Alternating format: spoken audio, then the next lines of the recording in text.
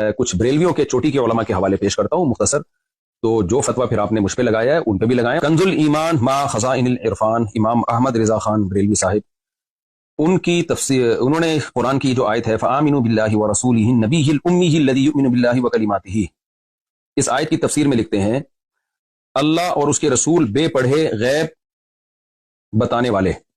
अल उम्मी का तर्जुमा उन्होंने किया बेपढ़े, हालांकि मैंने बेपढ़े का मतलब उर्दू में अनपढ़ ही समझा जाता है, जबकि मैंने तो लफ्ज बेपढ़े इस्तेमाल नहीं किया। मैंने तो कहा आप सल्लल्लाहु अलैहि वसल्लम लिखना पढ़ना नहीं जानते थे, जबकि जनाब अहमद रजा खान बरेलवी ने तो बेपढ़े का लफ्ज नबी सल्लल्लाहु अलैहि वसल्लम के लिए इस्तेमाल किया।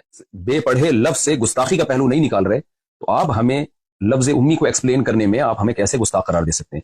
एक और हवाला मजहरुल कुरान, तफसीर मजहरुल कुरान जिल्द अव्वल में बरेलवियों के बहुत बड़े आलिम हैं शेखुल इस्लाम मुफ्ती शाह मोहम्मद मजहरुल्लाह देहलवी, ये अपनी किताब में लिखते हैं अल्लाह ताला ने मुझे यानी मोहम्मद सल्लल्लाहु अलैहि वसल्लम को पिछली किताबों में उम्मी लक़ब से याद फरमाया।